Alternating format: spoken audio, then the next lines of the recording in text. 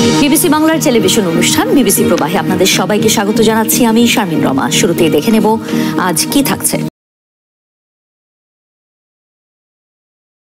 সরকারি সংখ্যা নিয়ে জনমনে সন্দেহ তৈরি হয়েছিল। এমনকি ঘটনার দিনে এবং তারপরেও ঘটনাস্থলে উৎসুক জনতার ভিড় থেকে অনেকে দলবদ্ধ হয়ে সেখানে খবর সংগ্রহ করতে যাওয়া গণমাধ্যম কর্মীদের উপর চড়াও হয়েছেন। বলা হচ্ছে যে সাংবাদিকরা মিথ্যা তথ্য ছড়াচ্ছে, এখানে মারা গেছে 200-300, কিন্তু তারা বলছেন 30 জন 28 জন। অর্থাৎ এই ফেনোমেনা কিন্তু আগেও ছিল, কিন্তু সাংবাদিকদের যে গায়ে হাত তোলার বিষয়টা বা চাপ দেয়া, কভার করতে বাধা দেয়া, এই বিষয়টা কিন্তু আগে ছিল না। ঘটনাটিকে ঘিরে হতাহতের ভুল তথ্য, ভুয়া অনেক খবরও ছড়িয়ে পড়েছিল সামাজিক মাধ্যমে, যা মানুষের সন্দেহ বাড়িয়ে দেয় এবং বিভ্রান্তি তৈরি করে বলে অভিযোগ উঠেছে। যদিও এমন একটা অবস্থা সৃষ্টি হওয়ার জন্য সরকারের ভূমিকা নিয়ে প্রশ্ন তুলেছেন অনেক বিশ্লেষক। সরকারি মাধ্যম থেকে দেখবেন যে এই সমস্ত ক্ষেত্রে সবগুলো কেসেই সরকারি বা প্রাতিষ্ঠানিক ভাষ্যটা আসতে দেরি হয়। যেহেতু প্রাতিষ্ঠানিক ব্যাখ্যাটা আসে না বা দেরিতে আসে, ফলে মানুষের মধ্যে গুজবটা ছড়িয়ে পড়ে। নানান গুজবের ঢালপালা হয় যে আইএসপিআর বলছে 31, আবার স্বাস্থ্য অধিদপ্তর বলছে 29 ডেটল। তো ডেটল তো দুরকম হতে পারে না। সরকারি তথ্যের এমন গড়মিলের কারণে দ্বিধায় পড়তে হয়েছে গণমাধ্যমকেও। কারণ নির্ভরযোগ্য তথ্যের স্বল্পতার কারণে গণমাধ্যমগুলোতে আহত ও নিহতের সংখ্যার পার্থক্য দেখা যায়, যা পাঠক বা দর্শকদের বিভ্রান্ত করে এবং তৈরি করে সন্দেহ। এই যে গড়মিল গুলা হয়, যখন নাকি তথ্যের অস্পষ্টতা থাকে তখন গুজব ছড়ায় এবং লোকজন তখন they tend to start believing যে আপনার এই হয়, মানে যারা নাকি দিচ্ছে সব ভুয়া সংবাদ দিচ্ছে। এর মধ্যে আবার পলিটিক্যাল পার্টির কোন নেতা যদি বলে ফেলে যে মৃত্যুর সংখ্যা এতটা ছাড়িয়ে যাবে, তখন এগুলো তো স্ট্রেংথেন হয়ে যায়। এবং এটা আমাদের এখানকার লোকেরা এই যে মানে পলিটিক্যাল রেটরিক হিসেবে ব্যবহার করে বা আমাদের ইনফ্লুয়েন্সাররা যে অপতথ্য দেয়, এইটার কারণে এই পুরো তথ্য জিনিসটা, এর উৎস জিনিসটা, এর আপনার যেটাকে বলে হাইজিন অফ দ্য নিউজ, এগুলোর ব্যাপারে মানুষের কোনো ধারণা নাই। এটা বাংলাদেশে একটা ব্যাপক সমস্যা, সাংবাদিকদের জন্য সত্যি সত্যি সমস্যা হয়। অতীতেও এই ধরনের বড় কোনো দুর্ঘটনা বা দুর্যোগে হতাহতের সঠিক সংখ্যা তুলে ধরতে নানান ধরনের জটিলতায় পড়তে হতো। তবে এবার চাপের মাত্রাটা ছিল ভিন্ন রকম। বিমান দুর্ঘটনার পর উদ্ধার কাজে সরাসরি খবর সংগ্রহ করতে থাকা সাংবাদিকদের অনেকে বলছেন, টেলিভিশনে সরাসরি সংবাদ প্রচারের সময় ভিড় করা লোকজনদের অনেকে দলবদ্ধভাবে সাংবাদিকদের উপর চড়াও হয়েছেন। যখন আমি লাইভ করি, সেখানে লাইভের সময়টাতে আমাকে 4 দিন দিয়ে এই বিক্ষুব্ধ শিক্ষার্থীরা তারা কিন্তু ধরে ফেলেছিল এবং কি ধরে তারা বলছিল যে আপনারা কেন এখানে লাইভ করছেন, আপনাদেরকে করতে দেওয়া হবে না, আপনারা এখান থেকে বের হয়ে যান এবং কি আপনারা প্রকৃত যে সংখ্যাটা, সঠিক সংখ্যাটা, সেই সংখ্যাটা দিতে হবে, তা না হলে আপনারা এখানে থাকতে পারবেন। সামাজিক মাধ্যমে ভুল তথ্য, ভুয়া খবর বা গুজব প্রচলিত গণমাধ্যমের সাংবাদিকদের সঠিক খবর প্রকাশের জন্য কতটা চ্যালেঞ্জ তৈরি করেছে, এই প্রশ্ন এখন নতুন করে আলোচনায় এসেছে। দিনাজপুরে দেখেন কয়লা খনি, আপনি এরপরে দেখবেন তাজরিন গার্মেন্টস, এই ধরনের ঘটনায় যেখানে বিশেষ করে আপনি যেটাকে মব বলছেন, অর্থাৎ ব্যাপক মানুষের সংশ্লিষ্টতা থাকে, সেইখানে ফেসবুকের যে সময়, যে যুগে ফেসবুক ছিল না, সেই যুগেও এই ধরনের প্রেশার সাংবাদিকদের উপর ছিল। আগে ছড়াতো এলাকায়, এখন ছড়াচ্ছে ইনস্ট্যান্ট সারা ওয়ার্ল্ড ওয়াইড। বাংলাদেশে বিমান বাহিনীর যুদ্ধ বিমান প্রশিক্ষণের সময় ঢাকায় উত্তরার স্কুলটিতে বিধ্বস্ত হয়ে শিশুদের হতাহতের ঘটনা ঘটে গত 21শে জুলাই। সে ঘটনার পর হেলিকপ্টারে করে গুরুতর আহতদের বিভিন্ন হাসপাতালে নেওয়া হয়। সে সময় ঘটনাস্থলে উৎসুক অনেক মানুষ ভিড় করতে থাকে। সেই মানুষের ভিড়ে মুখে মুখে গুজব ছড়িয়ে পড়ে যে হেলিকপ্টারে করে মৃতদেহ সরিয়ে ফেলা হচ্ছে। হেলিকপ্টার ও অ্যাম্বুলেন্স সহ উদ্ধার তৎপরতার নানা রকম ছবি ও ভিডিও সামাজিক মাধ্যমে ছড়িয়ে পড়তে থাকে। সেসব ভিডিও ও ছবির সঙ্গে আহত নিহতের ভুল পরিসংখ্যান ও ভুয়া অনেক তথ্য সামাজিক মাধ্যমে ভাইরাল হতে থাকে। বাংলাদেশে প্রতিষ্ঠিত ও নির্ভরযোগ্য অনেক গণমাধ্যম থাকার পরেও তরুণ প্রজন্ম তাদের উপর আস্থা রাখতে পারছে না। তারা যাচাই করা তথ্য বাদ দিয়ে সামাজিক মাধ্যমের তথ্যকে অনেক বেশি বিশ্বাস করছে। বিশেষ করে যখন নাকি আমাদের দেশে যেহেতু দীর্ঘদিন মিডিয়া একটা চাপের মধ্যে ছিল, দীর্ঘদিন যেহেতু মিডিয়া সত্য কথা বলতে পারেনি, এবং যারা নাকি সোশ্যাল মিডিয়াতে যারা নাকি বাইরে ছিল, দেশের মধ্যে যারা নাকি আমাদের কর্তৃত্ববাদী সরকারের আওতায় বেড়েছিল, তারা অনেক কথা বলেছে, তার মধ্যে কিছু সত্য ছিল, কিছু হয়তো অসত্য ছিল, কিন্তু তারা অনেক কথা বলতে পেরেছে, বাংলাদেশের ভিতরে মিডিয়া বলতে পারেনি। তো বাস্তবতা, ফলে একটা সোশ্যাল মিডিয়ার একটা গুরুত্ব ওই সময়টাই বেড়েছে।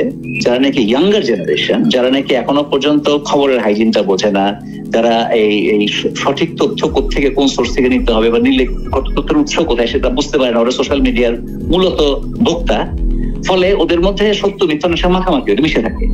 ফলে হয় কি একটা বিরাট জটিলতা তৈরি হয়। ফলে সাংবাদিকদের জন্য কাজ করা এই সিচুয়েশন তো সত্যি সত্যি কঠিন। আপনি অনেক চ্যালেঞ্জ, ফিজিক্যালি চ্যালেঞ্জ, আপনি প্রকাশ করার পর আরেক চ্যালেঞ্জ। বিশ্লেষকরা বলছেন, বাংলাদেশের সংবাদ প্রকাশে সরকারের পক্ষ থেকে তেমন চাপ না থাকলেও বিভিন্ন ব্যক্তি বা গোষ্ঠী চাপ তৈরির চেষ্টা করে। বিশেষ করে কোনো সংবাদ তাদের দৃষ্টিকোণের বিপরীতে গেলেই ক্ষিপ্ত হয়ে চাপ তৈরির চেষ্টা করতে থাকে। ফলে পরিবেশটা সাংবাদিকদের জন্য কাজ করার ক্ষেত্রে দিন দিন চ্যালেঞ্জিং হয়ে উঠছে। এবার জামাত ইসলামীকে বাদ দিয়েই নতুন জোট করতে যাচ্ছে 4টি ইসলামী দল। ইসলামী আন্দোলন বাংলাদেশের কেন্দ্রীয় কার্যালয়ে এক বৈঠকে এমন সিদ্ধান্ত নিয়েছে দলগুলো। অথচ ভোটে ইসলামী দলগুলোর পক্ষে একটি ব্যালট বাক্স চেয়েছিল জামাত ইসলামী ও ইসলামী আন্দোলন বাংলাদেশ, যা নিয়ে বিভিন্ন মহলেও চলছিল তুমুল উত্তেজনা। তবে হঠাৎ এমন কি হলো যে জামাত ইসলামীকে বাদ দিয়েই অন্য 4টি দল জোট করছে? এমন প্রশ্ন এখন সব মহলেই। আগামী নির্বাচনকে সামনে রেখে ইসলামী আন্দোলন বাংলাদেশের কেন্দ্রীয় কার্যালয়ে এক সভা থেকে জামাত ইসলামীকে বাদ দিয়ে জোট গঠনের সিদ্ধান্ত নেওয়া হয়। বৈঠকে ঐক্য প্রক্রিয়াকে আরো দৃঢ় ও গতিশীল করার লক্ষ্যে ইসলামপন্থীদের জোট গঠনের আলোচনা অব্যাহত রাখা, আগামী নির্বাচনকে সামনে রেখে ঐক্য প্রক্রিয়াকে আরো গতিশীল করার ব্যাপারে ঐক্যমত পোষণ করেন 4 দলের শীর্ষ পর্যায়ের নেতারা। একই সঙ্গে ফ্যাসিবাদের বিচার ও মৌলিক সংস্কারের বিষয় অঙ্গীকার ব্যক্ত করা হয়।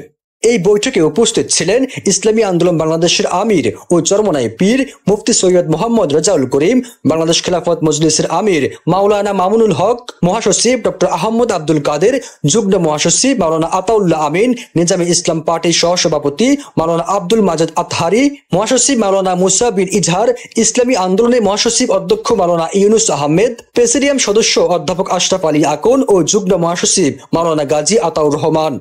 এর আগে চলতি বছরের শুরুতে বরিশালে চরমনাই মাদ্রাসা পরিদর্শনে যান জামাতের আমির ডাক্তার শফিকুর রহমান। সেখানে চরমনাই পীর মুফতি সৈয়দ মোহাম্মদ রাজাউল করিমের সঙ্গে এক বৈঠকে জামাতের আমির বলেছিলেন, ভোটে ইসলামী দলগুলোর পক্ষে একটি বাক্স চায় জামাত ইসলামী। একই কথা বলেছিলেন চরমনাই পীর রাজাউল করিম। তবে হঠাৎ জামাত ইসলামীকে বাদ দিয়ে ইসলামী আন্দোলন বাংলাদেশ 4টি দলকে নিয়ে জোট করছে কেন? আবার জামাতকে বা কেন বাদ দেওয়া হয়েছে? এমন প্রশ্ন এখন ঘুরপাক খাচ্ছে সব মহলেই। তবে এর কোনো ব্যাখ্যা জানায়নি ইসলামী আন্দোলন বাংলাদেশ। খাগড়াছড়ির দীঘিনালা উপজেলার দুর্গম নড়াইছড়িতে 2 পক্ষের মধ্যে গোলাগুলির ঘটনায় 4 জন নিহতের খবর দিয়েছে পুলিশ। 25 জুলাই শুক্রবার রাত 8:30টার দিকে united people's democratic front UPDF ও পার্বত্য চট্টগ্রাম জনসংহতি সমিতি জেএসএস সদস্যদের মধ্যে গোলাগুলি হয়েছে বলে জানিয়েছেন দীঘিনালা থানার ওসি মোহাম্মদ জাকারিয়া। দর্শক, এসব নিয়ে এখনকার টিবিএস নিউজ আপডেটস আপনাদের সাথে আছি আমি কাশফিয়া রুহি। পুলিশের দাবি, এ ঘটনায় ইউপিডিএফ এর সামরিক শাখার 4 সদস্য নিহত হয়েছেন, তবে তাদের নাম ঠিকানা জানা যায়নি। দীঘিনালা থানার ওসি মোহাম্মদ জাকারিয়া বলেন, আধিপত্য বিস্তারকে কেন্দ্র করে সিন্ধু কারবারি পাড়া এলাকায় এ ঘটনা ঘটেছে। ইউপিডিএফ এর সামরিক কমান্ডার বিপ্লব চাকমার নেতৃত্বাধীন 40-45 জনের একটি দলের মুখোমুখি হয় জেএসএস এর সামরিক কমান্ডার জয়দেব চাকমার নেতৃত্বাধীন 35 থেকে 40 জনের আরেকটি দল। এ সময় 2 পক্ষের মধ্যে ব্যাপক গুলি বিনিময় হয়। এতে ইউপিডিএফ এর সামরিক শাখা গণমুক্তি ফৌজ বা পিপলস লিবারেশন আর্মির 4 সদস্য নিহত হয়েছেন বলে প্রাথমিকভাবে জানা গেছে। আহত হয়েছেন আরো অনেকে। তবে ইউপিডিএফ এর জেলা সংগঠক অঙ্গ মার্মা দাবি করেছেন, এই ধরনের কোনো ঘটনা ঘটেনি, অপপ্রচার চালানো হচ্ছে। 1997 সালে সন্তু লারমা নেতৃত্বাধীন পার্বত্য চট্টগ্রাম জনসংহতি সমিতি বা জেএসএস এবং তৎকালীন সরকারের মধ্যে পার্বত্য শান্তি চুক্তি সম্পাদিত হয়। এরপর চুক্তির বিরোধিতা করে প্রসিত বিকাশ খিসার নেতৃত্বে গড়ে ওঠে ইউনাইটেড পিপলস ডেমোক্রেটিক ফ্রন্ট বা ইউপিডিএফ। সেই থেকে 2016 পর্যন্ত 2 দলের বিরোধে প্রায় 1000 নেতাকর্মী মারা গেছেন। 2016 সালে 2 দলের মধ্যে অলিখিত ও অপ্রকাশ্য এক সমঝোতায় সশস্ত্র সংঘাত থামলে কিছুটা স্বস্তি এসেছিল পাহাড়িদের মনে। তবে বর্তমানে পাহাড় আবার অশান্ত হয়ে উঠছে। ফ্রান্সের কারাগারে 41 বছর বন্দি জীবন কাটিয়ে অবশেষে মুক্তি পেয়েছেন ফিলিস্তিনের স্বাধীনতা সংগ্রামী জর্জ আব্দুল্লাহ। 74 বছর বয়সী লেবানিজ শিক্ষক আব্দুল্লাহ এখন ফিলিস্তিনের স্বাধীনতা আন্দোলনে বামপন্থী প্রতীক হয়ে উঠেছেন। 25 জুলাই ফ্রান্স তাকে মুক্তি দিয়েছে। ইউরোপের ইতিহাসে অন্যতম দীর্ঘ রাজনৈতিক বন্দিত্বের অবসান ঘটল তার মুক্তির মধ্য দিয়ে। ব্রিটিশ সংবাদ মাধ্যম বিবিসির এক প্রতিবেদনে বলা হয়েছে, শুক্রবার সকালে ফ্রান্সের দক্ষিণাঞ্চলের একটি কারাগার থেকে মুক্তি পাওয়ার পরপরই আব্দুল্লাহকে সরাসরি বিমানে করে লেবাননের বৈরুতে পাঠানো হয়। 1984 সালে মাত্র 31 বছর বয়সে ফ্রান্সে গ্রেপ্তার হন আব্দুল্লাহ। অভিযোগ ছিল তিনি প্যালেস্টাইনের মুক্তির আন্দোলনের সমর্থনে ফরাসি মাটিতে যুক্তরাষ্ট্র ও ইসরায়েলের 2 কূটনীতিক হত্যার সঙ্গে জড়িত। তিনি ছিলেন লেবাননের কমিউনিস্ট আন্দোলনের একজন গুরুত্বপূর্ণ নেতা এবং প্যালেস্টাইন ইস্যুতে একজন অটল সমর্থক। 1987 সালে ফ্রান্সে 2 কূটনীতিক হত্যার অভিযোগে আব্দুল্লাহ দোষী সাব্যস্ত হয়েছিলেন। প্রাথমিকভাবে তার বিরুদ্ধে কেবল জাল পাসপোর্ট এবং অপরাধমূলক কর্মকাণ্ডে সহযোগিতার অভিযোগ আনা হয়েছিল। তার কিছুদিন পর উত্তর লেবাননে এক ফরাসি নাগরিক অপহৃত হন। তখন ফরাসি গোয়েন্দারা আলজেরিয়ার মাধ্যমে আব্দুল্লাহর মুক্তির বিনিময়ে নিজেদের নাগরিককে ফেরাতে আলোচনা শুরু করে।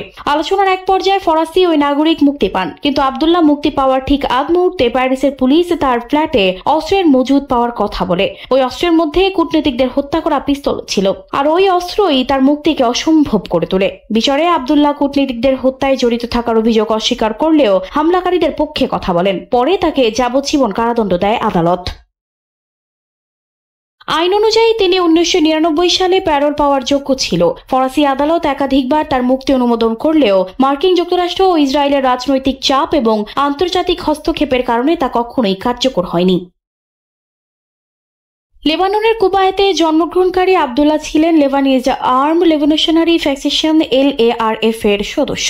তিনি আজীবন যুক্ত ছিলেন সাম্রাজ্যবাদ ও জায়নবাদের বিরুদ্ধে সংগ্রামে এবং কখনোই নিজের আদর্শ থেকে সরে আসেননি। তার মুক্তি শুধু একটি ব্যক্তির কারামুক্তি নয়, বরং এটি নতুন করে প্রশ্ন তোলে ন্যায় বিচার, রাজনৈতিক হস্তক্ষেপ ও বিচার বিভাগের স্বাধীনতা নিয়ে, বিশেষ করে ইউরোপীয় দেশগুলোর প্রেক্ষাপটে। এই দীর্ঘ বন্দিত্ব তাকে পরিণত করেছিল আন্তর্জাতিক পর্যায়ে একজন রাজনৈতিক বন্দির প্রতীক হিসেবে। বিশ্বের বিভিন্ন প্রান্তে মানবাধিকার কর্মী, বামপন্থী সংগঠন ও প্যালেস্টাইনপন্থী আন্দোলনগুলো জর্জ আব্দুল্লাহর মুক্তির দাবিতে বারবার সোচ্চার হয়েছেন। তাদের মতে এই বন্দিত্ব ছিল আইনের অপব্যবহার ও রাজনৈতিক প্রতিহিংসার ফল। অবশেষে মুক্ত হলেন জর্জ আব্দুল্লাহ। তার মুক্তিকে বিশ্বব্যাপী আন্তর্জাতিক রাজনৈতিক বন্দীদের অধিকার আন্দোলনের একটি বড় জয় হিসেবে দেখা হচ্ছে। দক্ষিণ পূর্ব এশিয়ায় নিজেদের আধিপত্য বজায় রাখতে পাকিস্তানকে বেছে নেয় আমেরিকা, আর তাই স্বাধীনতার পর থেকেই পাকিস্তানের মাথার উপর ছায়া হয়েছিল যুক্তরাষ্ট্র। অর্থনৈতিক, সামরিক সব দিক দিয়ে পাকিস্তানের পাশে ছিল এই সুপার পাওয়ার। কিন্তু গেল 1 দশক ধরে দীর্ঘদিনের যুক্তরাষ্ট্র পাকিস্তান প্রেম যেন বিরহে পরিণত হয়েছে। পাকিস্তানের অভ্যন্তরীণ ইস্যুসহ আঞ্চলিক বিভিন্ন বিষয় নিয়ে দুদেশের মধ্যে সম্পর্ক ক্রমেই ভাটা পড়তে থাকে। কিন্তু সম্প্রতি ভারত পাকিস্তান যুদ্ধের পর থেকে মরাগাঙে যেন জোয়ার আসতে শুরু করেছে। হঠাৎ করে যুক্তরাষ্ট্র পাকিস্তানের রসায়ন যেন চোখে পড়ার মতো। চলতি বছর মেতে পাকিস্তান ভারত যখন পুরোদমে যুদ্ধে জড়িয়ে যাচ্ছিল, তখনই এসে ঝগড়া থামিয়ে দেয় যুক্তরাষ্ট্র। যুদ্ধবিরতি মেনে দুদেশই সরে আসে সামরিক আগ্রাসন থেকে। তবে পাকিস্তান এ যুদ্ধ বন্ধের পুরো কৃতিত্ব তুলে দেয় ট্রাম্পের হাতে। এমনকি যুক্তরাষ্ট্রের প্রেসিডেন্ট ডোনাল্ড ট্রাম্পকে 2026 সালে শান্তিতে নোবেল পুরস্কার দেওয়ার সুপারিশের কথাও জানায় তারা। ভারত পাকিস্তানের সংকটে কূটনৈতিক হস্তক্ষেপের মাধ্যমে কার্যকর ও গুরুত্বপূর্ণ নেতৃত্ব দেওয়ার স্বীকৃতি হিসেবে ট্রাম্পের জন্য এ আনুষ্ঠানিক সুপারিশ করার সিদ্ধান্ত নেয় পাকিস্তান সরকার। এমনকি ট্রাম্পের নাম প্রস্তাব করার পাকিস্তানের সিদ্ধান্তকে স্বাগত জানায় হোয়াইট হাউস। পাকিস্তানের এ পদক্ষেপে ট্রাম্প এতটাই খুশি হয় যে হোয়াইট হাউসে পাকিস্তানের সেনাপ্রধান ফিল্ড মার্শাল অসীম মুনিরকে মধ্যাহ্নভোজের আমন্ত্রণও জানায়। এই প্রথম কোনো পাকিস্তানি সেনাপ্রধান কোনো মার্কিন প্রেসিডেন্টের সঙ্গে বৈঠকে অংশ নিলেন। অথচ 7 বছর আগে এই ট্রাম্পই পাকিস্তানের বিরুদ্ধে মিথ্যা ও প্রতারণা ছাড়া কিছুই দেয়নি বলে অভিযোগ করেছিলেন। এমনকি জো বাইডেনও পাকিস্তানকে বিশ্বের অন্যতম বিপজ্জনক দেশ বলে বর্ণনা করেছিলেন। একটা কথা প্রচলিত আছে, আন্তর্জাতিক রাজনীতিতে কেউ কখনো কারো স্থায়ী বন্ধু বা শত্রু হয় না। আর তাই তো পাকিস্তান যুক্তরাষ্ট্রের সম্পর্ক যেন প্রকৃতির মতোই ক্ষণে ক্ষণে বদলে যায়। রাজনৈতিক অর্থনৈতিক দুর্বলতা সত্ত্বেও পাকিস্তান বড় প্রতিপক্ষকে কৌশলগতভাবে চাপে ফেলতে সক্ষম। পাকিস্তান ভারতের তুলনায় সামরিকভাবে ছোট হলেও দেশটির দক্ষ কৌশলগত অবস্থান প্রভাবিত করেছে ট্রাম্পকে। সেই সঙ্গে পাকিস্তান ট্রাম্প প্রশাসনকে কিছু আকর্ষণীয় অফারও দিয়েছে, শুল্কমুক্ত বাণিজ্য চুক্তি, রেয়ার আর্থ মিনারেলস, এমনকি ক্রিপ্টো বিনিয়োগও। সম্প্রতি পাকিস্তানের উপপ্রধানমন্ত্রী ও পররাষ্ট্রমন্ত্রী মোহাম্মদ ইশহাকদার ওয়াশিংটন ডিসিতে মার্কিন পররাষ্ট্রমন্ত্রী মার্কো রুবিওর সঙ্গে সাক্ষাৎ করেছেন, যেখানে বৈশ্বিক ও আঞ্চলিক শান্তিতে পাকিস্তানের ভূমিকার ভূয়সী প্রশংসা করে যুক্তরাষ্ট্র। সব মিলিয়ে এটা পরিষ্কার, আবারও পাকিস্তানের ঘাড়ে হাত রাখতে যাচ্ছে যুক্তরাষ্ট্র। কিন্তু এই দুই দেশের বন্ধুত্ব আঞ্চলিক স্থিতিশীলতায় কি প্রভাব রাখে সেটাই এখন দেখার বিষয়। দুই প্রতিবেশী রাষ্ট্র থাইল্যান্ড এবং কম্বোডিয়া একসময় ঘনিষ্ঠ রাজনৈতিক মিত্র ছিল, এখন সীমান্তে মুখোমুখি অবস্থানে দাঁড়িয়ে তারা। সাম্প্রতিক একটি রক্তক্ষয়ী সংঘর্ষ, একটি ফাঁস হওয়া ফোনালাপ ও অর্থনৈতিক চাপ সব মিলিয়ে দক্ষিণ পূর্ব এশিয়ার এই অঞ্চলে অস্থিরতা ফের বাড়ছে।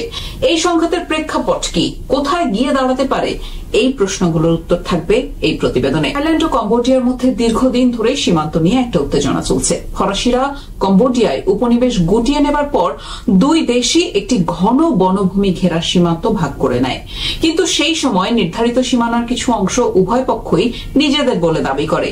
এই সীমান্ত বিতর্কে নতুন মাত্রা যোগ হয় 2008 সালে, যখন কম্বোডিয়া এই বিতর্কিত এলাকায় অবস্থিত একাদশ শতকের একটি মন্দিরকে ইউনেস্কো ওয়ার্ল্ড হেরিটেজ সাইট হিসেবে নিবন্ধনের চেষ্টা করে। থাইল্যান্ড এই সিদ্ধান্তের বিরোধিতা করে, যার ফলে উভয় দেশের মধ্যে কয়েক দফা সংঘর্ষ ঘটে। 2008 ও 2011 সালে এইসব সংঘর্ষে প্রায় 40 জন নিহত হয়। চলতি বছর মে মাসেও একটি সংঘর্ষ ঘটে, যাতে এক কম্বোডিয়ান সেনা নিহত হন। এরপর দুই দেশের সেনা কর্মকর্তারা বৈঠকে বসেন এবং পরিস্থিতি নিয়ন্ত্রণে আসে।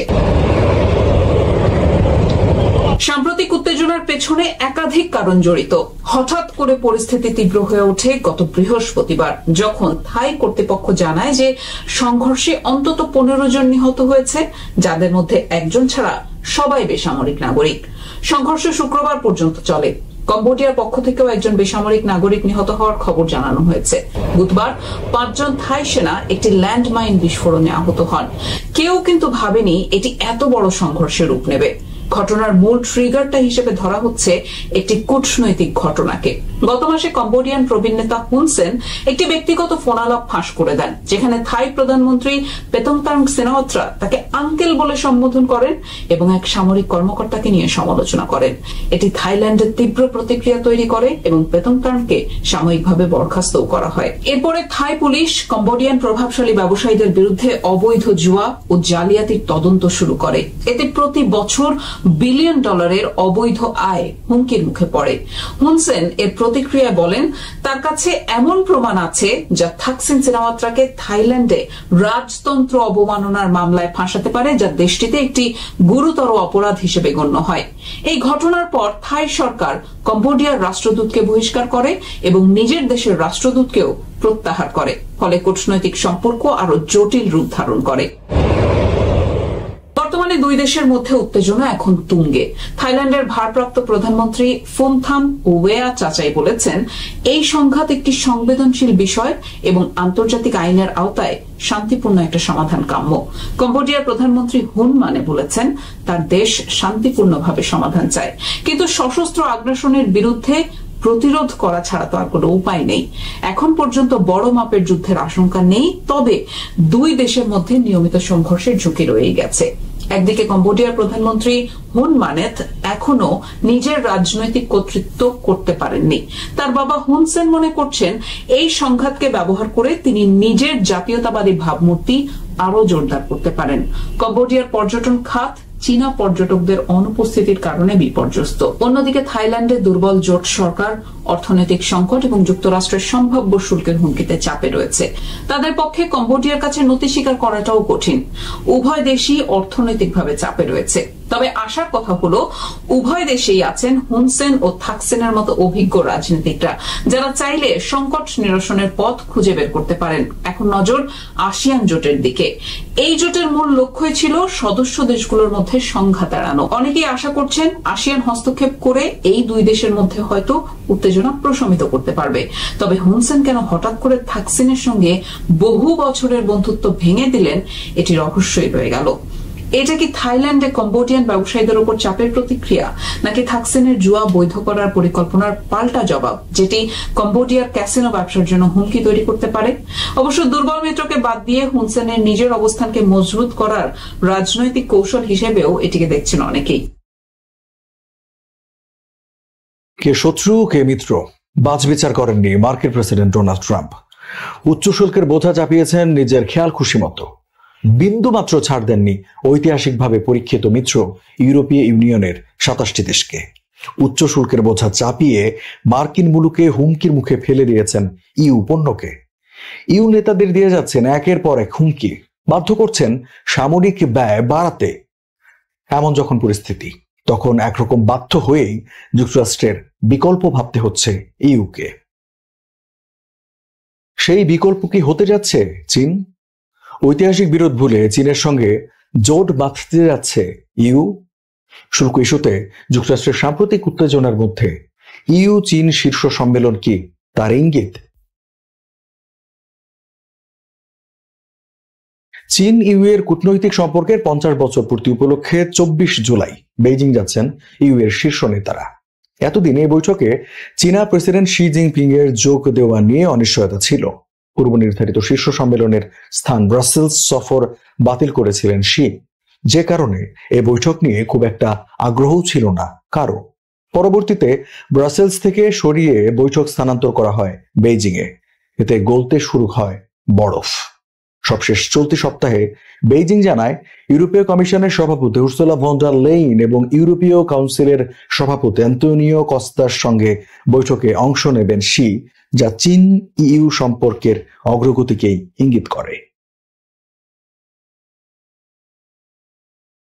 চীন ইউ বৈঠকে সবচেয়ে বেশি গুরুত্ব পেতে পারে সাম্প্রতিক বাণিজ্য যুদ্ধের বিষয়টি। একে অন্যের বাজারে আরো সহজে পণ্য রপ্তানি করা, যে বিরল খনিজ বা রেয়ার আর্থ এলিমেন্ট আমদানি করে ইউ, সে ইস্যুতে চীনের বিধিনিষেধ তুলে দেওয়া, সাম্প্রতিক মধ্যপ্রাচ্যের উত্তেজনা এবং এশিয়ার নিরাপত্তা হুমকি নিয়েও হতে পারে আলোচনা। এদিকে বৈঠকের এজেন্ডার বিষয়ে ইউরোপীয় কাউন্সিলের সভাপতি আন্তোনিও কস্তা বলেন, এই সম্মেলনটি চীনের সঙ্গে সর্বোচ্চ স্তরে যোগাযোগ স্থাপনের পাশাপাশি উভয়ের জন্য গুরুত্বপূর্ণ বিষয়গুলোতে খোলামেলা ও গঠনমূলক আলোচনার দারুণ একটা সুযোগ। আমরা সংলাপ, প্রকৃত সম্পৃক্ততা এবং সুনির্দিষ্ট অগ্রগতি চাই। অন্যদিকে চীনের পররাষ্ট্র মন্ত্রণালয় বলছে, নতুন নতুন সমস্যা এবং এগুলোর চ্যালেঞ্জ মোকাবিলায় কার্যকর ভূমিকা রাখতে পারে ইউ চীনের এই বৈঠক। রাশিয়ার সঙ্গে চীনের বন্ধুত্ব পুরনো। ইউক্রেন দখলে ভ্লাদিমির পুতিনকে সহায়তা করার অভিযোগও আছে বেইজিং এর বিরুদ্ধে। সম্প্রতি ইউরোপীয় পার্লামেন্টে দেওয়া এক ভাষণে যুদ্ধের মধ্যে রাশিয়ার অর্থনীতি সচল থাকার পেছনে চীনকে অভিযুক্ত করেন ভন ডার লেইন। এমন প্রেক্ষাপটে ইউক্রেন যুদ্ধের বিষয়টি বৈঠকে তোলা হবে কিনা আছে সে প্রশ্নও। তবে এই বিষয়ে আশার কথা জানিয়েছে ইউ এর জ্যেষ্ঠ কর্মকর্তা। 18 জুলাই ব্রাসেলসে সাংবাদিকদের ভন ডার লেইন বলেন, আশা করতে পারেন ইউক্রেন যুদ্ধের বিষয়ে আলোচনা করবে ইউ। তাছাড়া এটি ইউরোপের নিরাপত্তার জন্য একটি মৌলিক বিষয়। এদিকে রাশিয়ার অস্ত্র উৎপাদনের জন্য ব্যবহৃত পণ্য সরবরাহের দায়ে বেশ কয়েকটি চীনা কোম্পানির উপর নিষেধাজ্ঞা আরোপ করেছে ইউ। সবশেষ 18 জুলাই মস্কোতে পণ্য সরবরাহে অর্থায়নের অভিযোগ এনে প্রথমবারের মতো চীনা ব্যাংকগুলোর উপর নিষেধাজ্ঞা দেয় ব্লকটি। যদিও শুরু থেকেই পশ্চিমাদের অভিযোগ প্রত্যাখ্যান করে আসছে বেইজিং। তাদের দাবি, ইউক্রেন যুদ্ধে চাওয়া কেবল আলোচনা, যুদ্ধবিরতি এবং শান্তি। এমন বক্তব্যের পরও যখন চীনের ওপর বিধিনিষেধ আরোপ করে ইউ, তখন বাধ্য হয়ে প্রতিশোধের হুমকি দেয় বেইজিংও। জুলাই শুরুতে ইউ এর পররাষ্ট্র নীতি প্রধান কাজা ক্যালাসের সঙ্গে হওয়া বৈঠকে চীনা পররাষ্ট্রমন্ত্রী ওয়াং ই স্পষ্ট করে বলেন, মস্কোকে যুদ্ধে হারতে দেখতে চায় না বেইজিং, কারণ এটা হলে যুক্তরাষ্ট্র তখন চীনের ওপর বাড়তি মনোযোগ দেবে। এদিকে এ বিষয়ে জার্মান মার্শাল ফান্ডের ব্রাসেলস অফিসের ইন্দো প্যাসিফিক প্রোগ্রামের ফেলো গুনার উইগেন্ড বলেন, এটি নিয়ে ইউরোপের কোনো বিভ্রান্তি থাকা উচিত নয়, কেননা চীনের জন্য বৈশ্বিক প্রেক্ষাপটে নিজস্ব শক্তি বৃদ্ধির জন্য রাশিয়ার সঙ্গে ভালো এবং ঘনিষ্ঠ সম্পর্ক থাকা গুরুত্বপূর্ণ। চীন এই সম্পর্ককে বিসর্জন দেবে না। ইউ এর তৃতীয় বৃহত্তম বাণিজ্যিক অংশীদার চীন, তারপরও এই মুহূর্তে ব্রাসেলস এবং বেইজিং এর মধ্যে সবচেয়ে বিতর্কিত বিষয় হলো বাণিজ্য। সম্প্রতি চীনা বৈদ্যুতিক যানবাহনের উপর 45% শুল্ক আরোপ করেছে ইউরোপ। এছাড়াও চিপ তৈরি, চিকিৎসা ডিভাইস উৎপাদন এবং বিরল খনিজের উপর বেইজিং এর নিয়ন্ত্রণ সহ বেশ কয়েকটি বাণিজ্য ইস্যুতে বিরোধ চলছে তাদের মধ্যে। 2024 সালের হিসাব অনুযায়ী চীনের সঙ্গে ইউ এর বাণিজ্য ঘাটতি 300 বিলিয়ন ইউরোর বেশি। ইউরোপীয় কমিশনের পরিসংখ্যান অনুসারে চীনে ইউ এর রপ্তানির পরিমাণ ছিল 213 বিলিয়ন ইউরো, বিপরীতে চীন থেকে ইউ এর আমদানির পরিমাণ ছিল 519 বিলিয়ন ইউরো। তবে সম্প্রতি এই ঘাটতি দূর করতে চীনা ইভি যানে 45% শুল্ক আরোপ করেছে ইউ। এছাড়া চীনা কোম্পানিগুলোকে চিকিৎসা ডিভাইসের টেন্ডার থেকেও নিষিদ্ধ করেছে ব্লকটি। প্রতিক্রিয়ায় বিরল খনিজ রপ্তানির ওপর বিধিনিষেধ আরোপ করেছে বেইজিং, আর এটা নিয়ে ভালোই উদ্বেগে আছে ইউ। চলতি মাসে ইউরোপীয় পার্লামেন্টে কমিশনের সভাপতি বলেন, বিরল খনিজ রপ্তানিতে নিষেধাজ্ঞা শিথিলে আমরা বেইজিং এর সঙ্গে যোগাযোগ করছি। মার্কিন প্রেসিডেন্ট ডোনাল্ড ট্রাম্পের বিশ্বব্যাপী শুল্ক যুদ্ধের মধ্যেই ইউ চীন বৈঠকটি হতে যাচ্ছে। ফলে এই বৈঠকে স্বাভাবিকভাবেই প্রাধান্য পাবে মার্কিন শুল্ক ইস্যু, কেননা সম্প্রতি ইউ পণ্যের উপর 30% শুল্ক আরোপ করেছেন ট্রাম্প প্রশাসন।